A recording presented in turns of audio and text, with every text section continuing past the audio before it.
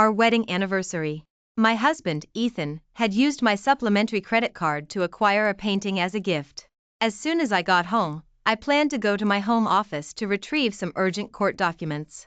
The door wasn't fully closed, and I heard the seductive voice of my assistant, Amber, mingling with my husband's whispers from inside. "Ethan," Amber purred, "your wife is just a money-making machine. What does she know about art? She can't understand you like I do." My husband sighed, his voice full of indulgence. "Grace is too perfect, so perfect it's suffocating. Not like you, you're full of life." Margaret's call came through to my husband at that moment, on speakerphone. "Ethan, you need to act fast. While still trusts you, turn all her client resources into your own. That Amber, she seems quite good, much easier to manipulate than that career woman." I gripped the cold doorknob, listening to the conversation between that conniving pair in the home office and that old woman on the phone, and began drafting a divorce agreement. I also simultaneously sent an asset preservation request for all my holdings to my legal team. A bunch of parasites. See you in court. One on our 10th wedding anniversary, my husband, Ethan, gave me a surprise at the dinner party. He had acquired an avant-garde oil painting, supposedly as a gift for me. I watched him, raising his wine glass, elegantly introducing the painting's artistic value to his friends around him, basking in their envious gazes. All those friends were connections I had brought in. That black card, which had wiped out a 7-figure sum, was mine. I simply smiled, not exposing him. Late that night, back home, as I was about to go back to my home office to retrieve some case files needed for court the next day, I noticed the home office door was ajar. From inside, I heard the voice of my personal assistant, Amber. "Ethan," she said, "tonight's art gallery dinner party was a huge success. The wives of the execute Ives were practically showering you with praise." I stopped in my tracks. Ethan chuckled, a hint of self-satisfaction in his voice. "Of course. And who do you think was behind the exhibition? Grace?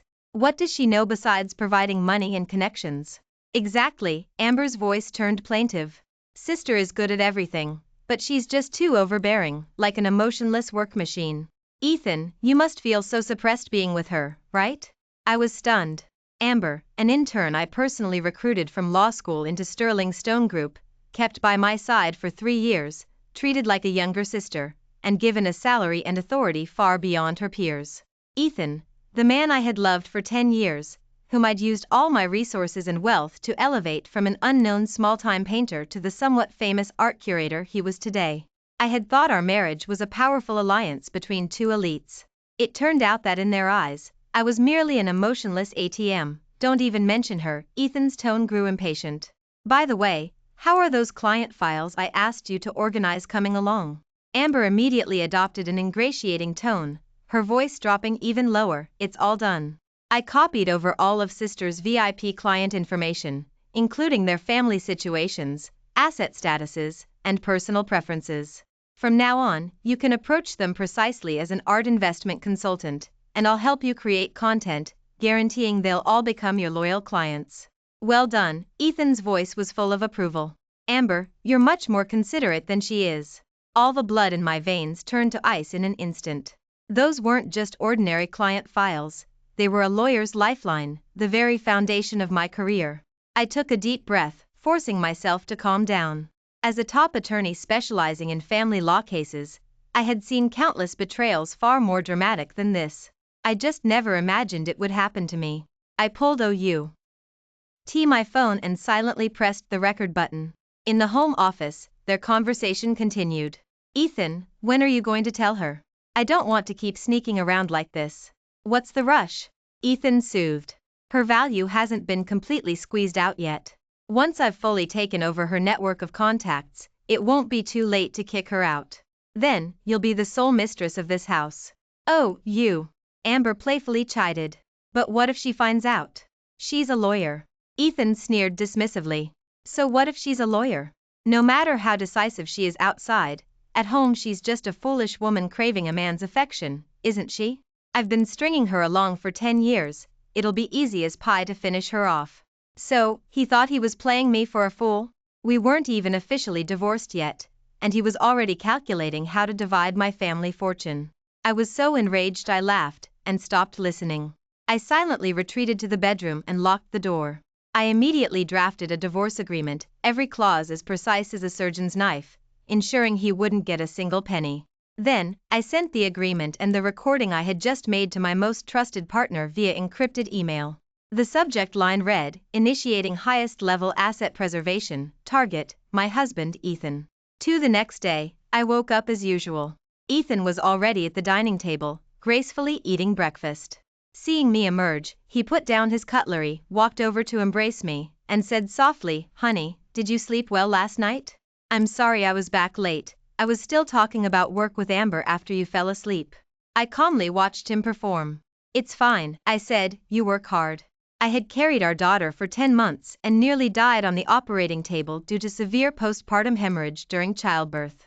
To ensure she received the best education, I worked relentlessly, climbing from an ordinary lawyer to a partner at Sterling Stone Group. Ethan always said he was responsible for giving us a home filled with art and romance, while I was responsible for our financial foundation. I always thought it was the perfect division of labor. So, when he said his gallery needed startup capital, I didn't hesitate to sell the old family home my parents had left me. When he said he needed to expand his high-end network, I took him to all my client dinners. I thought my sacrifices would earn his love and respect. I had worked tirelessly for this family for 10 years, only to find I was merely preparing the wedding gown for that conniving pair. An hour later, the phone from Sterling Stone Group rang. "Ms. Grace, the asset preservation procedure has been initiated. All company shares, properties, vehicles, and bank accounts under Ethan's name, which were funded by you, have been frozen. Furthermore, we've found that Amber, over the past year, repeatedly used your authorization to send confidential client information from Sterling Stone Group, bundled and sent to Ethan's private email address." As I listened to the call, my heart ached with every beat. My most trusted assistant and my closest husband had conspired to stab me in the back with the most fatal blow. As a lawyer, I had been manipulated to such an extent by those closest to me. Fearing I'd lose control in a fit of rage, I calmly hung up the phone. But no sooner had I hung up than a message from Ethan came through. "Grace, why is my card frozen? I had meetings with several collectors today to discuss collaborations, and now the funds can't be transferred. The project is going to fall apart." I was so furious my scalp tingled. For this so-called artistic family, I had poured my heart and soul into it, spending enough money on him to buy several galleries. I had given him an unlimited black supplementary card, fearing he'd lose face in front of his friends. Did he truly think I cared about the money for those few projects? I ignored him, and Ted printed a copy of the investigation report from Sterling Stone Group. 10 minutes later, Ethan's call came again, his voice now tinged with anger. "Grace, what is the meaning of this? I have projects worth hundreds of millions waiting for funds, and you've frozen my accounts? Are you trying to ruin me?" Good heavens, he was the one who stole my trade secrets and betrayed me. My wonderful husband was actually turning around and questioning me? Was he insane? I clenched my phone, and unable to bear it any longer, replied, "Get lost. I don't want to talk to a commercial spy like you." With that, I hung up the phone. Hearing the commotion, Margaret, who was arranging flowers in the living room, came over and asked with concern what had happened. I briefly explained the situation. Margaret immediately frowned, her face full of disbelief. How could Ethan do such a thing? "Grace, there must be a misunderstanding.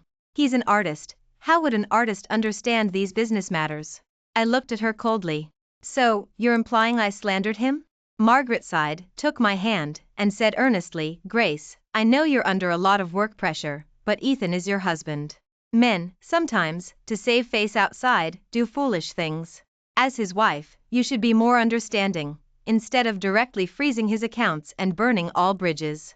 Half an hour later, Ethan stormed back into the house. "Grace, what exactly do you want to do?" Margaret immediately stepped forward, feigning reproach. "Ethan, how can you speak to your wife like that? Do you have any idea? You almost broke the law."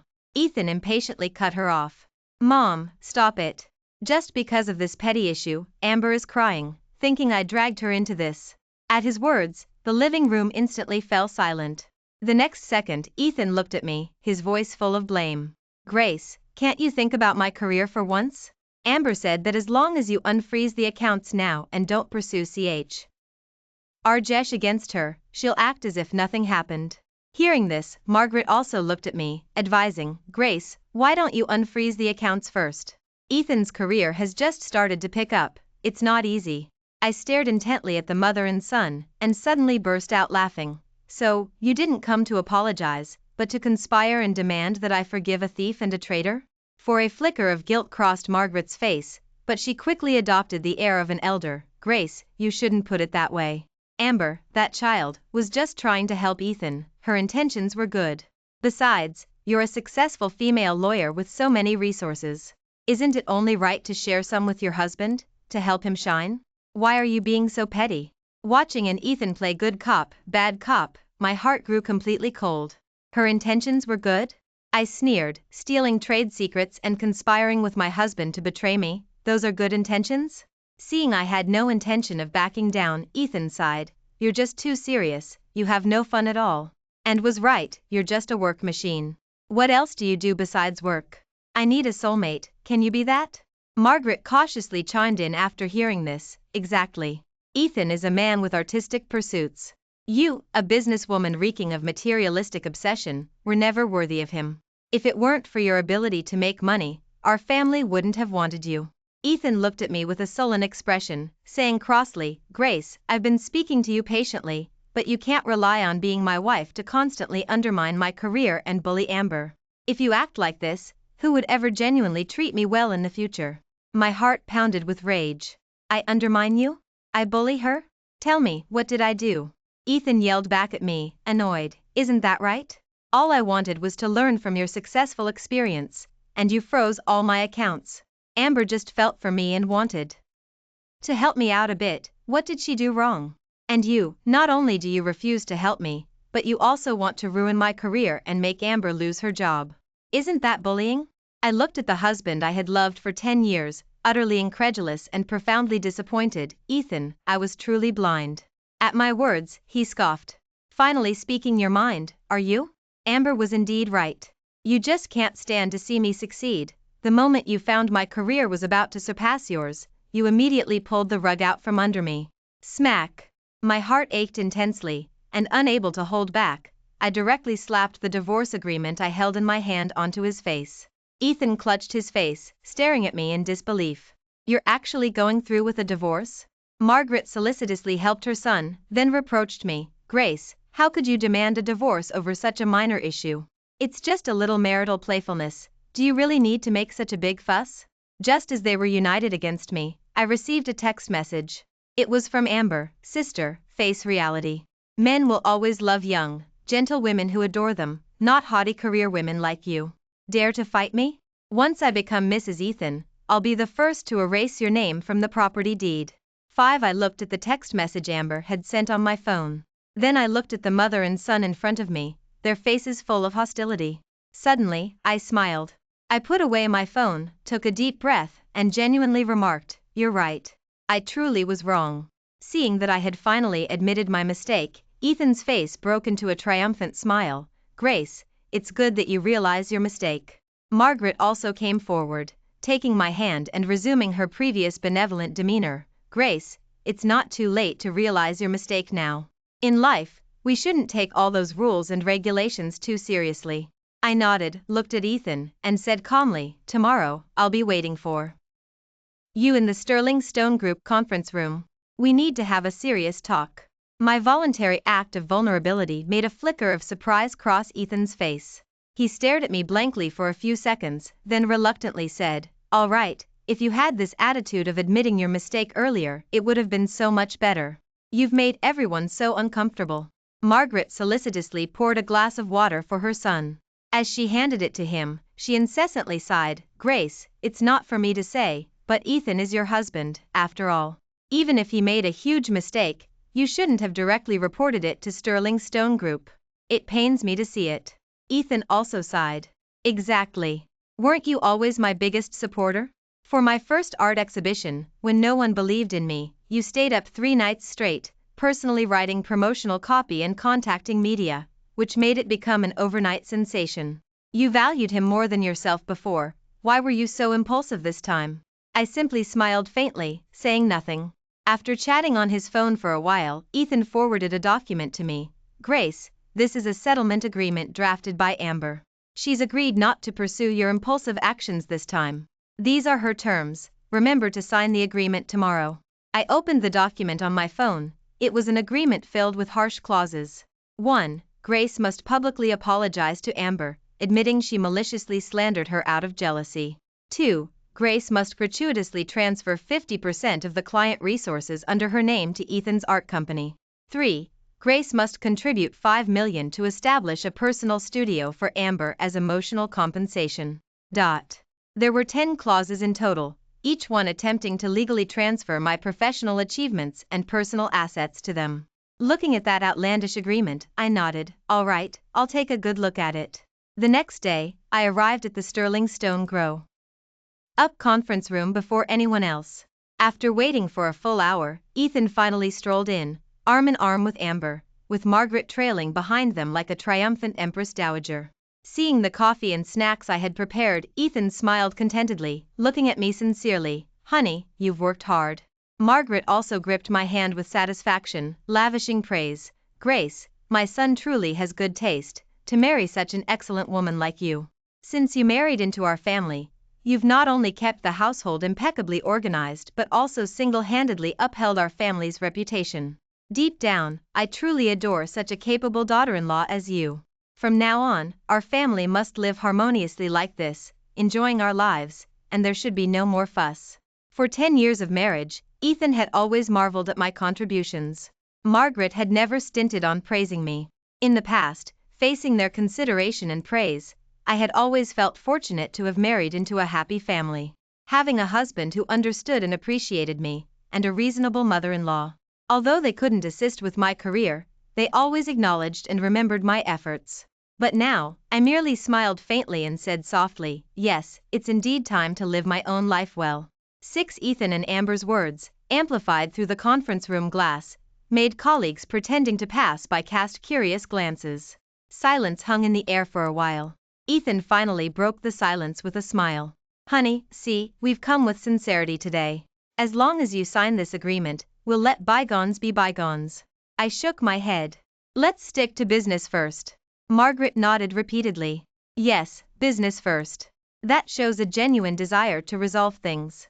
Saying this, Margaret patted my shoulder, smiling contentedly. "Grace, I knew you were the most sensible one. For so many years, you've poured all your heart and time into this family, we've all seen it. It's Ethan's good fortune to have such a considerate and generous wife like you." Ethan also looked at me as if I were a child who had finally understood. "Honey, I didn't expect you to be so understanding this time, even specially preparing coffee and snacks for us. Seeing such a positive attitude towards reconciliation from you truly makes me happy. Don't worry, once you sign, I'll treat you even better from now on." Amber, clacking in her expensive high heels, sat down opposite me like the lady of the house. As she placed the printed agreement on the table, she said, as if it were obvious, "Sign it. After this, Ethan and I still have to go shopping." Margaret also nodded in agreement. Yes, business is important." Amber's lips curved into a smirk. She sat opposite me like a queen, legs crossed, her tone flippant. "All right, let's get down to business then." Ethan gently nudged the agreement. "Didn't you say you wanted to have a serious talk? Just sign it quickly." 7. Seeing my cooperation that seemed to have no bottom line, Amber grew even more smug. She cast a disdainful glance at me, pulled a voice recorder from her bag, and slapped it onto the table. "Ms. Grace, to ensure the rights and interests of both parties, I will record this entire conversation." On the paper, more than a dozen demands were densely listed. She cleared her throat and began to read the clauses of the agreement. Her voice was not loud, but clear enough for everyone outside the conference room to hear. The terms and conditions were excessive, each one more outrageous than the last. My partners, listening, couldn't help but frown. Even couldn't help but gently tug at Amber's sleeve. "Amber, aren't these demands a bit excessive?" Amber curved her lips into a smile, then provocatively looked at me. "Your good wife is so good at making money, she shouldn't be lacking this small compensation, right? If she truly cared about her husband, she should be able to meet these trivial demands." Airing this, both Margaret and Ethan turned their gazes to me. Under their troubled yet expectant gaze, I smiled faintly and said directly, "These demands are indeed not excessive." At my words, Ethan was ecstatic. Honey, I knew it. You're the best to me. Margaret also smiled, her face full of wrinkles. Grace, you really are capable. Ethan looked at me with an even greater sense of relief. To marry such a considerate and generous wife like you is truly the greatest honor of my life. Under their overjoyed gazes, I looked at the agreement before me and parted my lips lightly. Do you know why I called you all to Sterling Stone Group, and specifically made you say all these things out loud? Ethan nodded, stating as if it were obvious. Because you realized your mistakes and wanted to give Amber and me an explanation, right? I shook my head with a smile and said softly, you're wrong. Because I wanted all my colleagues at Sterling Stone Group to witness firsthand what kind of man the husband I've supported for 10 years truly is. With that, I directly pulled out another document and threw it in front of Ethan. This is the divorce agreement. Sign it. And these are all the evidences of you and Amber's suspected theft of trade secrets and embezzlement. I will personally ensure you both go to prison. Now take your mother and your mistress, and get out of my house. 8 watching me, who had been docile just a second ago, suddenly launch an attack. Everyone was dumbfounded. They stared at me in shock for a while. Ethan finally spoke, disbelief in his voice. Are you crazy? Grace, you set me up? Margaret also clutched her chest, agitated. Grace, how have we wronged you? You dare to call the police on us? I looked at her coldly. Why wouldn't I dare? This house is my premarital property. The money your son used to open his gallery was my investment. What he wears, drives, and spends, it's all my money. Without me, do you think your precious son would have the respectable life he has today? You've been throwing your weight around here, relying on me, and you still have the nerve to bite the hand that feeds you? Seeing this, Amber immediately pulled out her phone and started recording a video of me, her voice shrill, everyone, look. This is the renowned Miss Grace. Out of jealousy because I'm younger and prettier than her, she's maliciously framing me and her husband for an affair. And now, because she doesn't want to split assets during the divorce, she's fabricating evidence to send her own husband and mother-in-law to prison. How could there be such a wicked woman in this world? Her own husband started a business, and she, as his capable wife, helped him a little. What's wrong with that? I never thought she'd abandon her own family just for money. And even tell her husband and mother-in-law to get out of their home.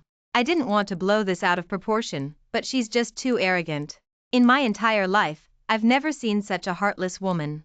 I just couldn't bear it anymore, so I wanted to film this and let everyone judge for themselves. Amber already ran a social media account that taught women how to climb the ladder. In her daily life, she had often staged dramatic stunts for publicity, but the results were usually mediocre. This time, seizing the opportunity, she immediately burst into tears, bitterly denouncing my evil deeds, distorting facts and exaggerating wildly. She instantly painted me as a wicked ex-wife whom everyone despised. With her narrating, the video's popularity soared, and within minutes, a large number of uninformed viewers streamed in. The comments also scrolled furiously. Oh my goodness, I feel so bad for the young lady. She actually encountered such a wicked mother-in-law and a malicious ex-wife. This old woman, does she really want to monopolize the family fortune? Exactly. It's her good fortune to have a handsome husband like Ethan. She doesn't even how to appreciate him. Is she really so greedy for money that she'd abandon her family and her dignity? That's disgusting. How can there be such a lawyer in this world? That's why she's now utterly isolated. Someone like that should be disbarred. Some emotional onlookers even threw water bottles and eggs at me, openly cursing me to ruin and disgrace. I stood amidst a pile of trash and once again received a text message from Amber. Ms. Grace, do you know what happens when you mess with me now? I told you, I'd make you lose everything. I didn't reply. As I pushed through the crowd, I dialed a number I hadn't called in a long time. On the other end of the line, Mr. Carter, the head of the country's top media conglomerate, sounded a little surprised. Ms. Grace, what a surprise. What made you suddenly think of calling me? I took a deep breath. Mr. Carter, I've been set up, and I need your help. What? Mr. Carter's voice instantly turned grave. Who did it? Are they tired of living? My husband, Ethan, and his mistress, Amber. I gave a bitter smile. They're manipulating public opinion to ruin me. The other end of the line fell silent for a few seconds, then he said coldly, send me your address. I'll send someone to pick you up right away. Ms. Grace, if it weren't for you 3 years ago, my ex-wife would have taken half of my corporation. I've never forgotten that favor. Your business is my business. Half an hour later, a black Rolls-Royce pulled up in front of me. Mr. Carter's chief secretary got out, respectfully opened the car door for me, surveyed me from head to toe, a flash of anger in his eyes. Ms. Grace, you've really been too soft-hearted all these years. I silently watched him, saying nothing. Back then, when I took on Mr. Carter's divorce case, everyone thought it was a hot potato. It was his ex-wife, in collusion with outsiders, who had set him up. I worked under immense pressure, meticulously unraveling the details, and ultimately helped him win the lawsuit and save his entire conglomerate. Because of that, I had offended many people. Ethan had often advised me not to take on such high-risk cases. I thought he was concerned about me. Now that I think about it, he was just afraid I'd make too many enemies, which would affect his comfortable life as a kept man. At that moment, facing the secretary's lament, I was speechless. Even without him saying it, I felt like a joke. Seeing I didn't speak, the secretary handed me a cup of hot tea. Don't take it to heart. You are the benefactor who, by yourself, turned around the fate of our entire conglomerate. Mr. Carter said that even if the sky falls, he'll hold it up for you. I couldn't help but smile. He's not holding it up for me, he just doesn't want to see his blue-chip stock crash so easily. Hearing me say this, the secretary's face suddenly turned grim, and he said seriously, indeed, the connections Mr. Carter was reluctant to use. You've been bullied like this. Ms. Grace, don't worry. We will get revenge for this. Sensing the ruthlessness in his eyes, I quickly said, please don't use illegal means. I knew Mr. Carter's influence better than anyone. If and his group hadn't played dirty, using public opinion as a weapon against me, I wouldn't have played this trump card. I wanted those parasites punished, but I didn't want to drag those who helped me into trouble. The secretary smiled, his eyes sharp. Don't worry, Ms. Grace. We have professional ways to deal with those petty opportunists. What belongs to you, we will make them return twofold. The secretary took me to a 5-star hotel owned by Mr. Carter. He then made a call. Heads of PR and legal departments, all managers, meet me here in half an hour. Also, investigate someone. Amber. I want all her dirt. I want everyone to know the cost of crossing Mr. Carter's benefactor. 10 a day later, all of Amber's dirt was dug up. As an influencer who encouraged women to take shortcuts, she had consistently used her looks to find married or wealthy men online to act as her ATMs. During these relationships, she would emotionally manipulate them with various excuses, then seize the opportunity to demand gifts and money. Beyond that, she had also fabricated her academic credentials and resume, and even her parents were actors she had hired. Naturally, the accusations she tearfully made against me in the video were one by one overturned. All the evidence of my 10 years of dedication to Ethan and this family was laid out, item by item. Transfer records, chat logs, photos of me staying up late to write his promotional copy, videos of me taking him to various high-profile galas. All the truth, along with those damning revelations, was exposed online. Amber had originally been live streaming, maintaining her gentle and kind victim persona. After public opinion turned, her live stream was instantly flooded with furious netizens. The comments, which had initially been comforting her and defending her, immediately turned into a barrage of insults. You manipulative jerk. You claimed Ms. Grace was a leech, but it turns out you're the gold digger who cheated her way up. She devoted 10 years of her life to her family and husband, and you dare to slander her like this? You're utterly malicious. I've never seen anyone so skilled at twisting facts. Morally corrupt, utterly depraved, disgusting. Go to hell, you manipulative schemer. Seeing the flood of insults in the comments, Amber panicked. She tried to explain, but no one believed her anymore. Frantically, she shut down the live stream. But it was too late. The public outcry was immense. The traffic she'd gained by twisting facts and playing the victim instantly backfired on her in an overwhelming wave. The netizens who had previously defended her were now furious at being manipulated, and they unleashed their wrath by insulting her. Watching her trending for all the insults, I felt a surge of satisfaction. At the same time, Ethan's call quickly came through. Grace. His voice was tearful. Amber's been targeted, and now the entire internet is trashing her. Humph. I scoffed. You think the facts online are targeting her? Ethan paused for a couple of seconds, his tone softening. Grace, Amber was just momentarily confused, but she's not a bad person. Can't you, for my sake, step forward and clarify for her? Just say it was all a misunderstanding. If you can help her resolve this issue, I'll agree to discuss the divorce properly with you. As for the assets, I'll defer to your judgment. I actually laughed, exasperated. Ethan, you're blind if you fell for someone like her. Don't come here trying to sicken me. And that home is mine. I will personally take all of you to court. I don't need your permission. Hearing that, Ethan grew anxious. Grace, after all our years together, you get lost. I couldn't be bothered to listen anymore and hung up immediately. Public opinion escalated quickly. Amber was utterly ruined. Her account was banned, and her partners terminated their contracts, demanding massive compensation. Anne's family, due to their various actions in support of her, had their true faces exposed by netizens, becoming the kept man and the wicked mother-in-law that everyone condemned. Ethan's the house was affected, and partners withdrew their investments. Margaret was pointed at and whispered about whenever she went out to buy groceries. They finally realized things had gotten out of hand. A few days later, Ethan came to find me, bringing Margaret. Wife. Ethan appeared before me, looking haggard. We know we were wrong. Please come back. Margaret also spoke in a gentle tone. Grace, it's all my fault for being an old fool and not knowing what's important. The bank has been hounding us for debt every day these past few days. We're on the verge of bankruptcy. Can you really bear to see our family homeless? I stood the hotel suite door, watching them coldly. What do I care if you go bankrupt? When you were slandering me online, did you ever consider my plight? Hearing that, Ethan pleaded, Wife, stop this. Let bygones be bygones. Can't we just start over? Absolutely not. I refused flatly. I've already filed for divorce with the court, and simultaneously, I'm suing you and Amber for theft of trade secrets. The house and the savings are my premarital assets. You won't get a single penny. Just wait for your legal letter. Grace. Ethan finally dropped the act. Don't go too far. Margaret also spoke coldly. Exactly. My son is your only husband.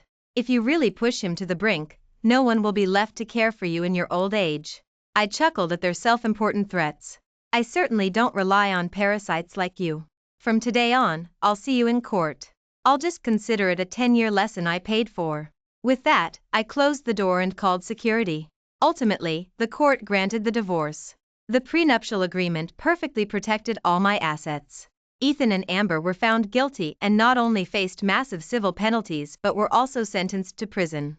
Margaret lost her only source of income and had to move back to an older residential area, living on her meager pension. As for me, I immediately sold the house that held too many disgusting memories. But none of that concerned me anymore.